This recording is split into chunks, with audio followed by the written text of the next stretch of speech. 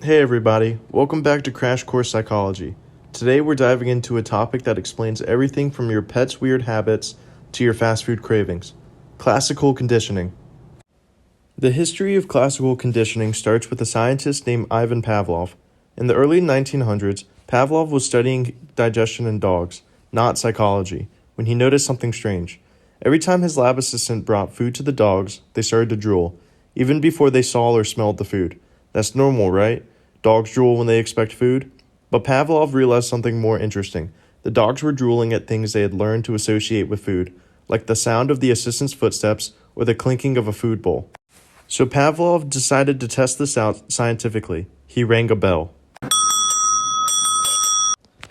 Something the dogs wouldn't normally care about, and then immediately gave them food. He repeated this over and over: bell food, bell food, bell food.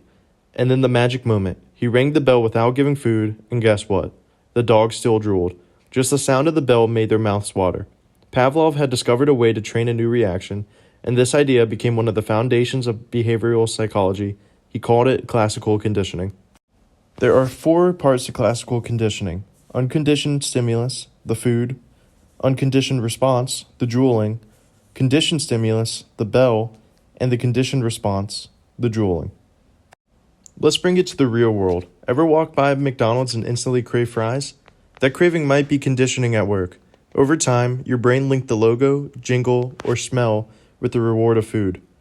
Fast food brands do this all the time. McDonald's with the golden arches looking like fries, even the color red is associated with the craving of food.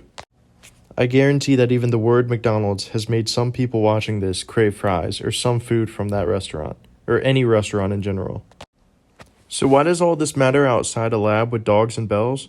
Well, classical conditioning doesn't just explain how animals learn, it explains how humans develop emotional reactions too, often without even realizing it. For example, if someone had a scary experience at the dentist, like pain during a procedure, they might start to feel anxious just by walking into the office or hearing the sound of a drill. That's conditioning. Their brain learned to connect those things with fear, even if nothing painful happens anymore. Therapists actually use this kind of understanding in exposure therapy, a treatment for phobias and anxiety disorders. By gradually and safely exposing someone to a feared object or situation, they can help unlearn that fear response. Conditioning also plays a role in addiction. If someone always uses a substance in a certain place or with certain groups of people, their body might actually start reacting just by being in that environment, craving the substance even when they haven't had it yet. And of course, companies use it in advertising all the time. Pair a brand with something emotional, like a catchy song or a famous athlete or a happy memory, and suddenly you're drawn to it, even if you're totally not sure why. That's your crash course in classical conditioning. Now every time you hear a bell, you'll think of psychology. See you next time.